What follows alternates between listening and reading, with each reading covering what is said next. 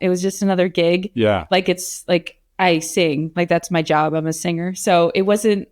Do you get nervous though when you go out there and you see, you're surrounded by tens of thousands? No, that is crazy to me. Do you get a high off of it almost? I was going to say, yes, it's different. It's different. It's like a anxious maybe energy, not really so like worry, nervous. Yeah. Not that, more like I can't wait to get out there. And so it is an energy, but it's not like scary. Right. You're very keyed up when you go out there. Yeah. Welcome to YMI Talking, a podcast where the guests are so good, you'll wonder why the host is even talking. In each episode, you will hear one of the leaders of the Lehigh Valley's vibrant business hub. They will tell you the keys to their success, the mistakes they've made, and what they have in store for the future. Here is the host of YMI Talking, from YMI Insurance, Jimmy Honachik. All right, that is me. I am Jimmy Honachik, and this is going to be phenomenal. I reached out when I started this podcast over a year ago. There were a couple people that I reached out to that I knew I wanted right off the bat. And this is one of them. Kendal Conrad, I don't know where to start with all of the things that you do. You are a local legend. It is incredible to have you here. We finally got you on. I'm super excited. Thank you for coming on. Thanks for having me. Pumped to be here. So let's start with who is Kendal Conrad, right? You're a musician, you're an influencer, you're a foodie. Like, how do you define Kendal? Oh, that's a great question. I think first I'm a singer, and then I'm a songwriter, and then I'm an influencer, and then I'm a foodie. Yeah. In that order of importance. But yeah, I like being creative. Everything that I do, I try to keep a focus on being creative. I like to be artistic. I like to be in control and have my say over what I'm doing and what it looks like and how it feels. So if I choose to do something or to get involved, like I want to have my creative input in things. So that's how I pick and choose. Where does that come from? How did you get started? When did you realize that you were a creative person? I don't know how you play guitar. Yes. So like I don't poorly, know. But I play. I mean, that counts. All you have to do is be able to play. I don't know. I think it's just innately or organically having an opinion about things. Yeah. And like being approached and knowing what you want.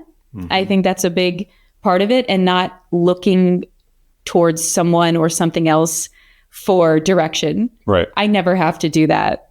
I always know exactly what to do, what I want with something, with a project, whatever. So I feel like maybe that's how you just from within have ideas and you like to implement them, I guess. So what I took away right there is, do you consider yourself independent? And like I hear like someone who is fiercely independent there. Is that an accurate way to frame it? Yes. Yeah.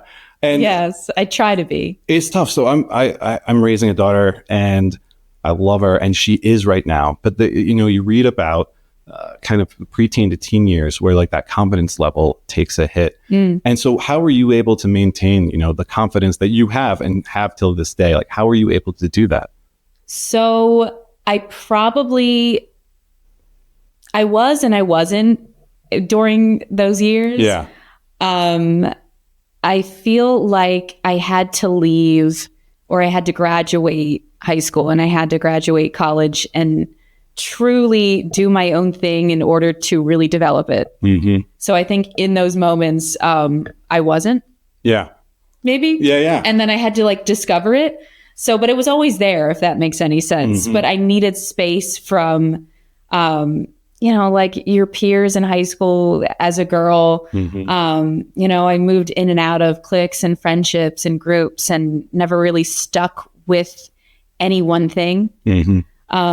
And I feel like I really found myself by being alone. Yeah. And being with my own thoughts and not having pressure from anyone else. So, I feel like just keeping in mind if you're in middle school, high school, whatever. Like, it's not the end all be all of life in that moment, but it feels like it is. Yeah. So I feel like I really developed after I graduated, which is great. And you said like you found yourself. You certainly have, right? Like Kendal Conrad is a force without a doubt. Like if anyone follows you on social media, they are aware. Oh, thank you. Like, and your voice is such a part of that, right? Like in the singing, you said, Singer is the first. Was Singer the first or songwriter? No, I sang. I did karaoke. Yeah. And so how do you find your voice, right? Like, how did you come up with that voice? I'm sure it's like integral to what you do. So where does that come from? What, like stylistically or just in general? I really liked big singers. Okay. So I started listening to Whitney and Celine Dion and Mariah Carey. You went right for it. Yeah. Yeah, that's what I started with. I think one of the first CDs I ever had was that 2-disc Whitney Houston Greatest Hits, where the first CD was like all of her ballads. Yes. And then the second one was all the remixes of her up-tempo songs. So what's your favorite Whitney song? I'm going to put you on the spot here. Oh, no. It depends on my mood. Mm-hmm. I don't think That's fair. There's like happy Whitney. There's strong Whitney. There's sad Whitney. I was going to say the heartbreak Whitney. Yeah. There's like the I Want to Dance with Somebody That's Whitney. my favorite. So that comes on and jam. I'm going to dance. Yeah, I do that. It's going to turn her head. But it's so good. It's so good.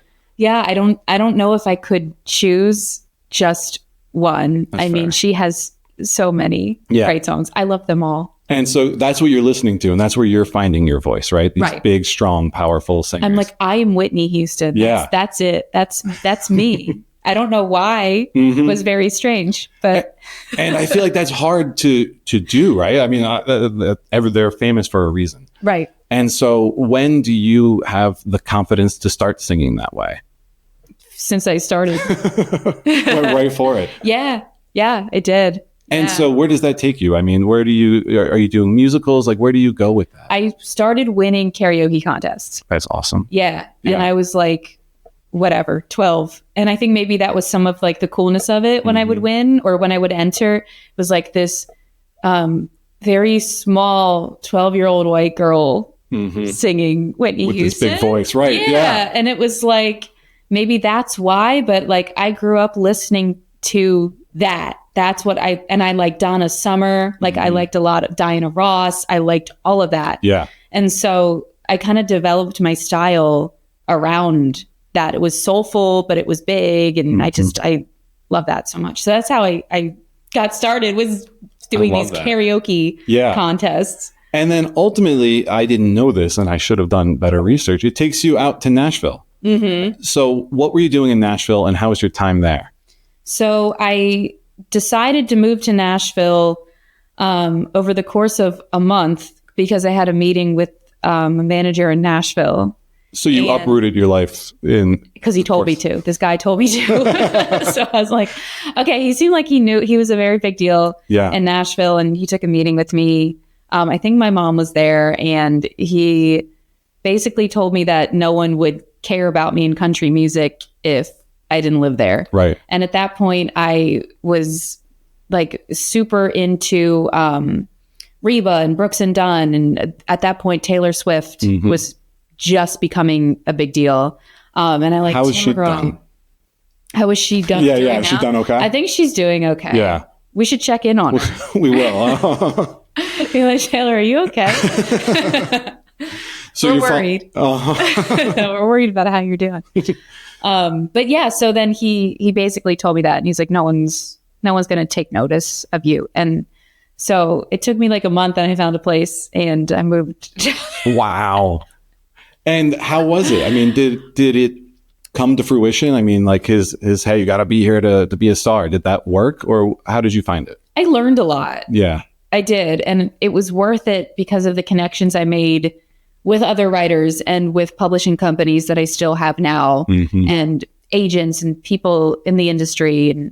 And it was very eye-opening because it's its own thing. It truly is its own thing. Yeah. And those people and those songwriters and those artists and the industry people in that community know exactly what that is because it's so unique. It's so unique to Nashville. but I moved back home during COVID. Right. And I have not moved back since, but I've made trips, and it's gotten far more expensive than when I moved there. My wife and I went in like 2019, and you could just see all of the, cranes that were there and the building that was happening. And you knew that it was going to be basically impossible to live there. Yes. The place that I had, I probably couldn't afford. Right. Yeah. right now, which is crazy. And so how have you found the transition, right? So you're in the capital, right, of country music to coming back to the Lehigh Valley. I mean, how has that transition been for you? I mean, it hasn't been that crazy or that big of a deal. Yeah.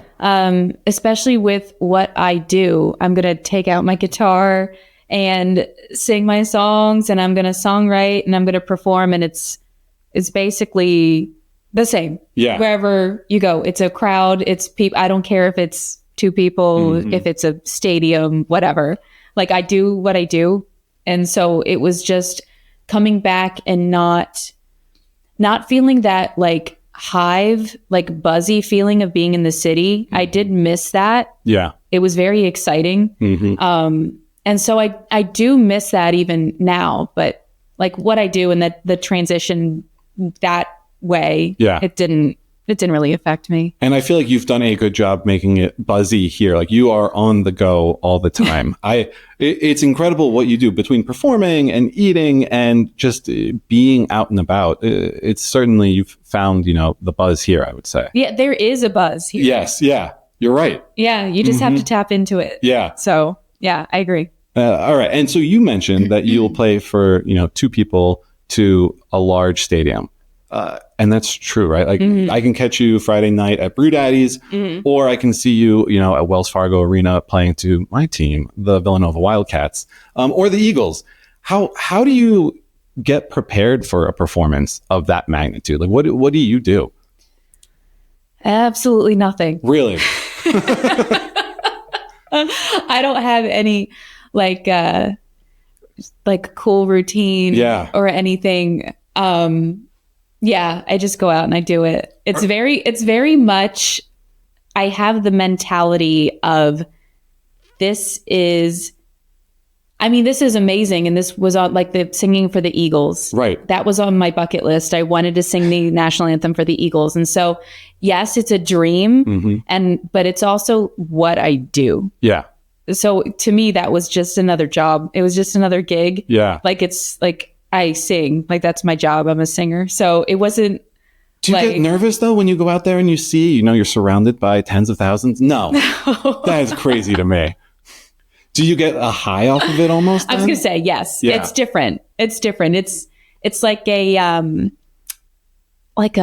anxious maybe energy. Not really so like worry, nervous. Yeah. Not that. More like I can't wait to get out there. And so it is an energy, but it's not like scary. Right.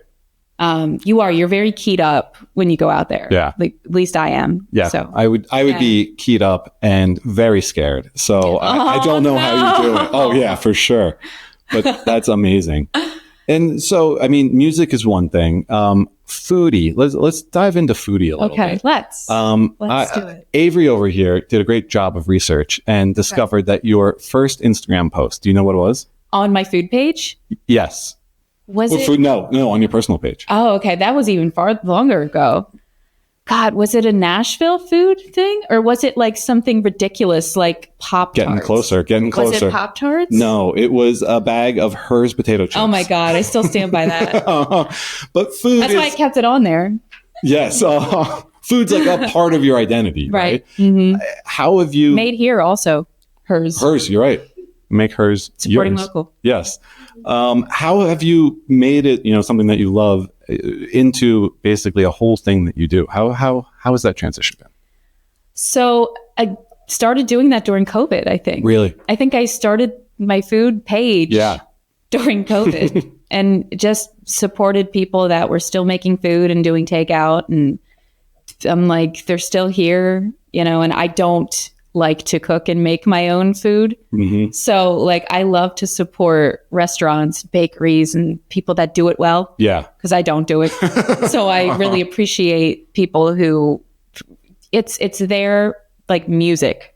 Right. It's an art. Right. Yeah. So like I really appreciate people who are passionate about food. And I'm Italian, and I grew up going to holidays and things with my family, and we would sit around the table and just talk and eat for hours over food. And it's such a great community, familial experience to sit down and have a great conversation with someone over like an amazing dinner. So it's kind of like ingrained. Are you sweet or savory? Either. Really? Yeah. Doesn't matter as long as it's good. No spice. Really? That's what I don't do. Okay. Can you do any level of spice, or are you like me? No, nothing. Yeah. I like the idea of spice, but then my tummy hurts. Yeah. Yeah. Yeah. And I also think it overpowers. I don't like that it overpowers whatever the dish is. So like if it's spicy chicken, all I taste is the spice. I don't taste any chicken. Yeah. It could be anything. Yeah. That's a good point. Yeah. I don't like that. I would like to taste, I don't need the wasabi. I don't care what the spice is. I don't like it. I don't want it. I would like it completely removed.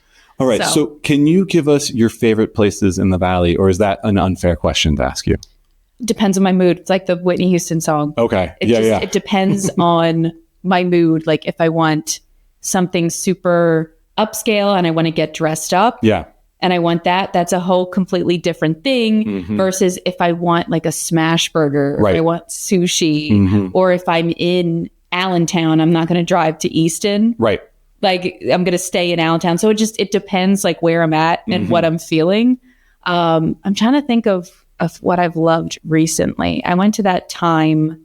Yes, I went there too. Yeah. It was amazing. The view is incredible. Oh my God. It's awesome up there. But the plating, the plates were beautiful. I took a picture. We got the butter board or whatever, and a picture of just bread was like, this is like a piece of art. Like how? Yeah. So like sometimes you want that, but sometimes I'm like, I don't feel like the whole production of like a fancier place. And so I'll go and I'll get like takeout sushi. I love the place that's in the shopping mall in Allentown.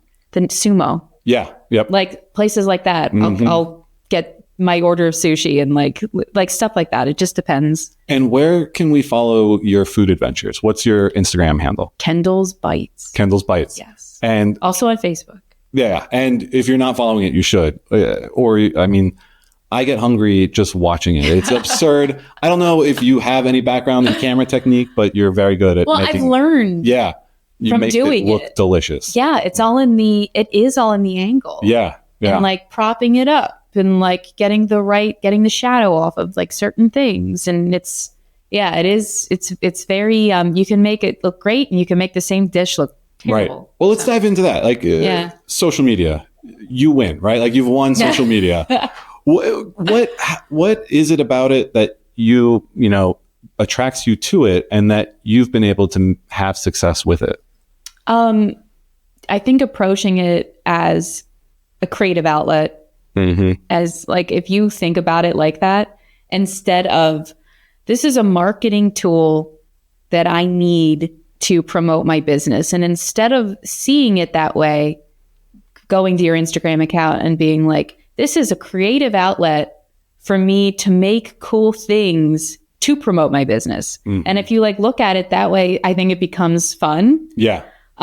So I like coming up with like fun, creative ways to promote restaurants, or I've promoted events and festivals or like hotels, things like that. And coming up with almost like a story for the video or a story for the carousel. Yeah. Like what order should the photos be in? Yeah. Things like that. Used you one time for a Phantoms game. And it did really well. It was incredible. But I like in my head, I was like, we should do it like this. And you came and you're like, Jimmy, I'm going to do it like this, this, and this. And like, that's a million times better than what I was going to do. Well, I mean, that's the way that I do it. Yeah. And your way was different than mine. Correct. Much, much worse. Yeah. Well, I don't know. But you've gotten it, like you're good at it, I guess, is what it comes down to. Right. Well, I also know like my brand and my voice.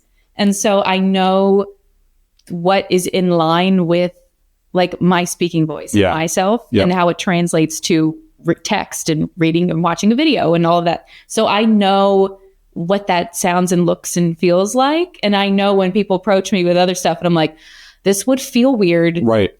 And like, this wouldn't work on my page. Yep. Like, I just know what does and doesn't work. So. And that's authenticity, right? I mean, that is coming through as authentic. And I think a lot of people do try to do content because they have to, and it doesn't necessarily have the same authenticity. Right, because it's like a job and it's work, and like, I have to make these posts. Right. But if you come up with like fun, if you like look at it like that, I would think the posts would improve and it wouldn't be as maybe daunting for people, and it's definitely more fun to be creative with your posts. And I was going to ask you, is your life as fun as it seems on Instagram and Facebook? Because you are the most happy, fun person that I have seen. Oh, it's so nice of you to say. Absolutely. Thank you for noticing that. Well, I do things that I enjoy. Yeah. And so things that, I mean, it's rare that the experience sucks. Right.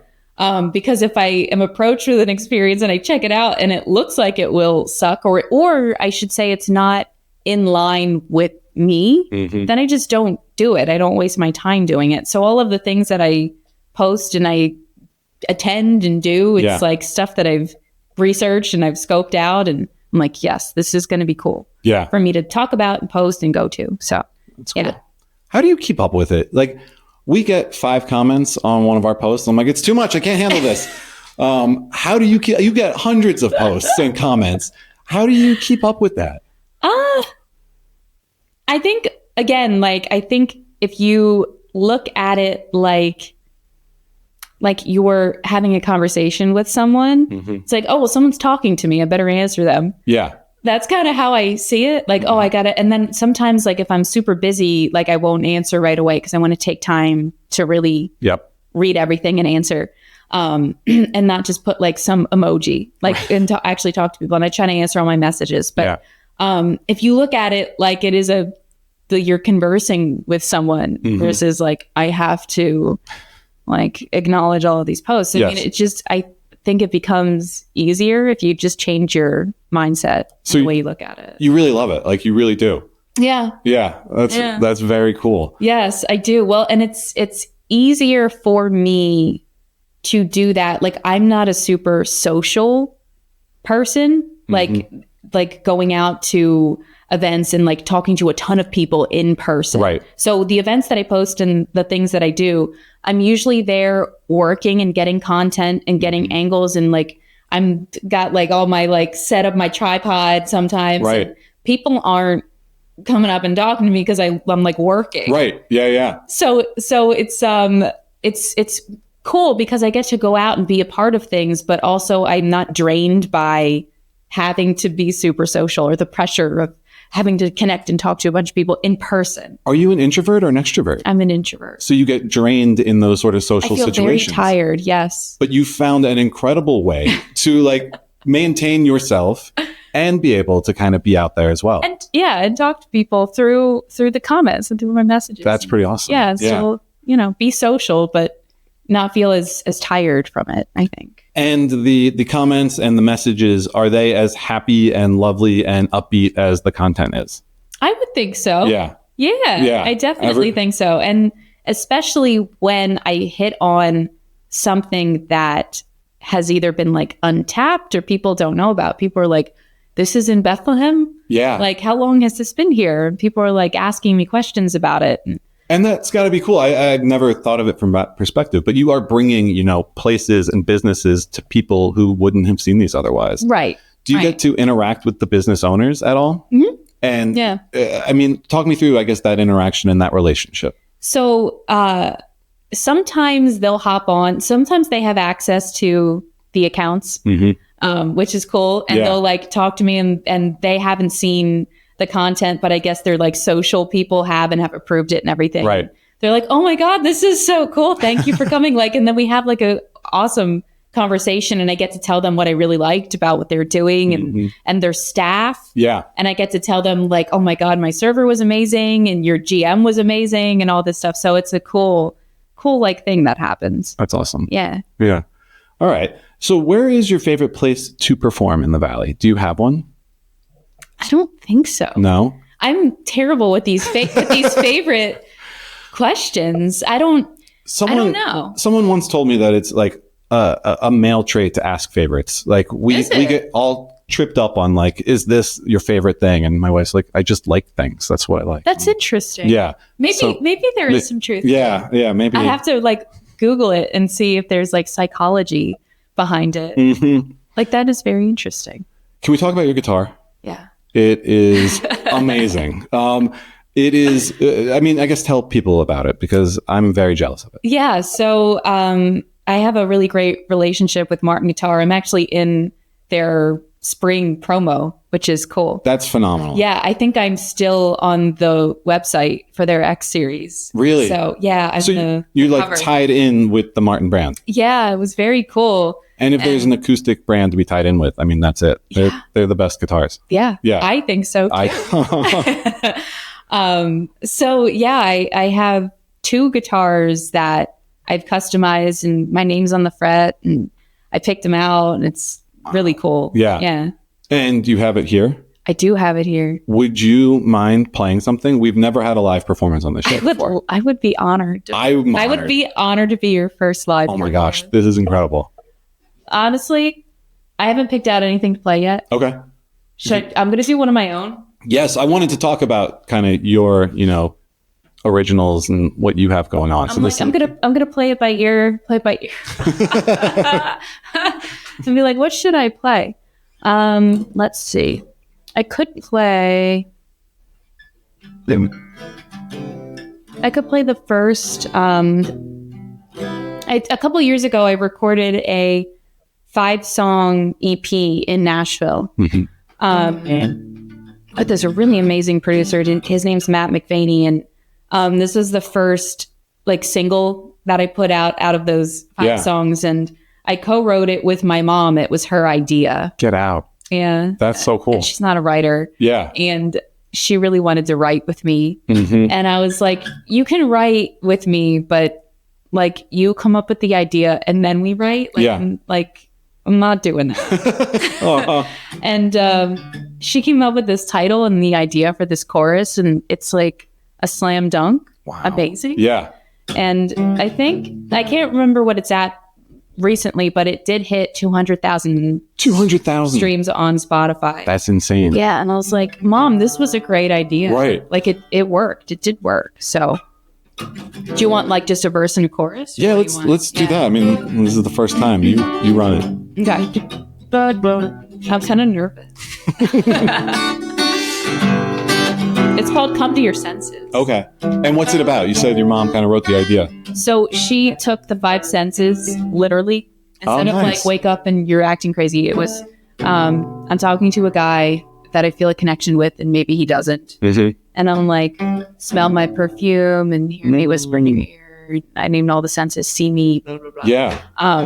We threw around all these crazy ideas. And come to your senses, and basically you would see that we should be a thing. That's such a good story. And yeah, that's incredible. Well, she pretty much explained that. She's like, what if that's the song? Right. And I'm like, that's so cool. That is cool. It. Yeah.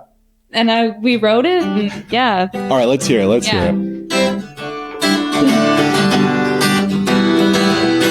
Wake up, I've been waiting all night for you to let up. Quit playing games at your loot. Put down your bottle, go full throttle, walk up to me, boy. Get out of your head, get out of mine instead of this might sound crazy, boy. Smell the potential of night and just come over here. Me, whisper in your ear and pull you closer. Feel my breath on your neck, taste my lips, boy. I wish you could see where this could go. Cause I know if you doubt your defenses, you'll come to your senses. Wow. Come to your senses. That's basically it. That's amazing. Right? That's so good. Yeah, my mom.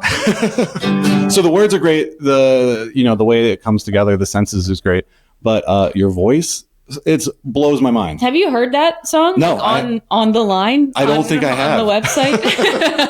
On the interwebs? Yeah, I'll just send it to you. Yeah, please do. I mean, I'm going to Spotify after we get over here. Yeah, please do. I have, my favorite one is called Leader of the Pack. Okay. Yeah, and that one, the PPL Center played during intermission. Get out. One of the games. You're pretty tight over there, aren't you? Yeah, I've done the anthem there a few times. I've done performed at the halftime. Mm-hmm. And I've done I'm doing the Monster Jam national anthem, and I've done all sorts of stuff over there. So they're good people. We did the Monster Jam last year, and I was like, hey, wait, I know who's singing that. Yes, that's like an oddly entertaining, fun show. Yeah. My little 4-year-old loves it. Yeah. Yeah. Uh-huh. We love it. Right. Uh-huh. Well, I mean, I can't say thank you enough. That was really cool. That was really special. Oh, thanks for the suggestion. Absolutely. You were like, bring your guitar, and I was like, really? And thank you. Absolutely. And then no one listening can see it, but you do have your name on there. I do. And that is a Martin. And that's awesome. Real. It's real. You're confirming. Yes. It's a really cool guitar. I mean, we're running out of time, and that kills me because this has been awesome. Yes. Anything that we haven't hit that we should hit? Anything else? So while you are streaming Come to Your Senses and Leader of the Pack and all of my songs, I had my first song recorded by a real live breathing signed artist. Get out. In Nashville named Brandon Davis. Wow. And he is so cool and so nice. And I'm so stoked that my first cut was with Brandon. How cool is that? It's called Pretty. Okay. And it just did really well. The hook is cool. The line at the end, it is the hook and the title. I came to him with this idea, and he loved it. Didn't think anything of it. So we wrote the song with our friend Clay Mills. Okay. Didn't think anything of it. And he I think it was months later, he's like, hey, I think I'm going to record this. I was like, oh, okay, cool. And he actually did and put it out. Wow. And it was on his EP. It's called Life's Too Short. And it debuted at number 7 or 8 on the iTunes country albums chart. What? How cool does that feel? Yeah. It was just wild. I was like, wow, my song's on the number 8 album on the country chart. You've got to feel pretty cool. Yeah. And also was just so proud that he, because he's up and coming. Right. Not a lot of people know about him. And the fact that he did that was insane. Yeah. I was just really proud of him, and it was cool. It was amazing. Cool. Yeah. And then we reworked it with Clay. Okay. Reworked the song, and there's a daughter version that he sings for his daughter. Oh. And it's the Pretty daughter version. Yeah, yeah. So, and that just came out a month ago. My heartstrings are not going to be able to handle that one. It's so and he had posted videos singing the song to her, and it's just very sweet. That's very cool. Yeah, it was cool to see what he did with this idea, and it was amazing. Yeah. So, very cool. Yeah, it was awesome. All right, one thing we have to do. So this is season 2. And congratulations. Thank you. We have a new sponsor this year. Ooh. Hocus Pocus Cleaning Services. Okay. They're phenomenal. I like their name. It's so cool. It's so cool. And they got a witch as their logo, but they come to your house, obviously, and they do an amazing job cleaning. But they also do what's called a witching hour, where you have a big project, right? My closet isn't organized, and they'll come in and they'll take care of that. And so I'm going to ask you, if you could have one magic ability, what would it be? One magic ability. Does it have to be a stereotypical superhero? It doesn't have to be. You're invisible. No, I mean you could be. Can it be something I think teleportation always appealed to me. Mm-hmm. That I could be I want to be in Nashville today, and I could just teleport there that.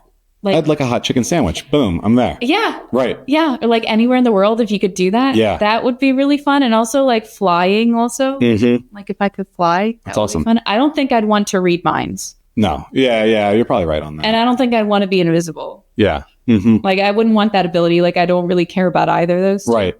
I think those are good though. Teleportation. Yeah. Yeah. Yeah. That kind of appeals to me. I'm that's useful. Absolutely.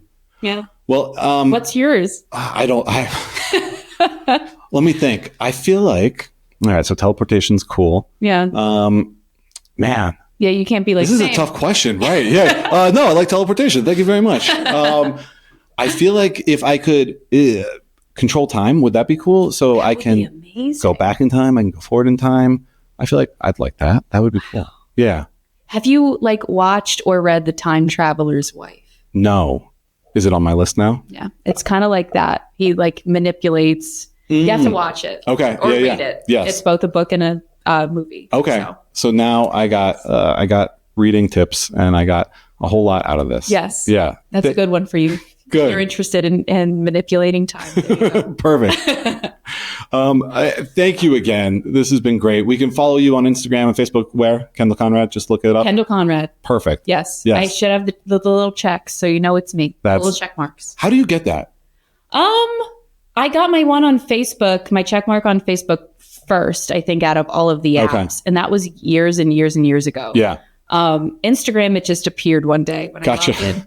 Yeah. And like now I think you can fill out a form or something. You should check into that. Yeah. But when I got it, it was just there. And I'm also like, oh my God, I got a check mark.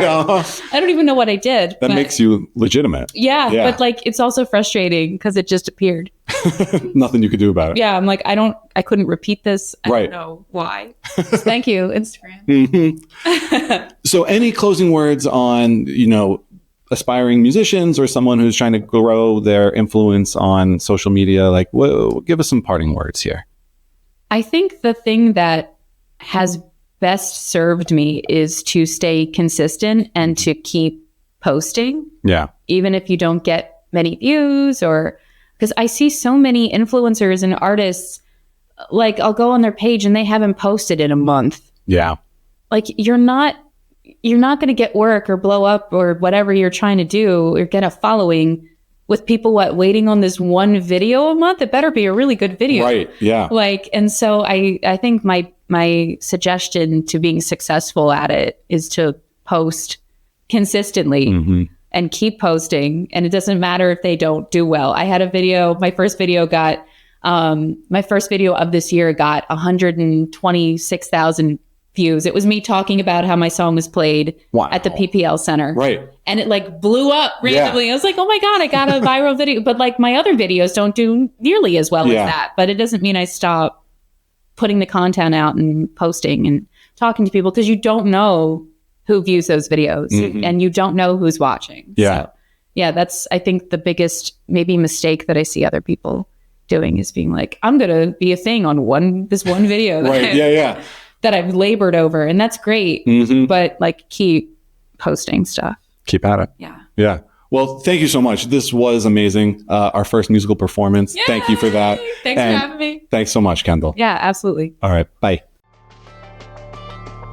Thanks for listening to another episode of the YMI Talking podcast. If you enjoyed this and want to hear more content from amazing personalities in the Valley, please subscribe, leave a rating, and drop us a quick review.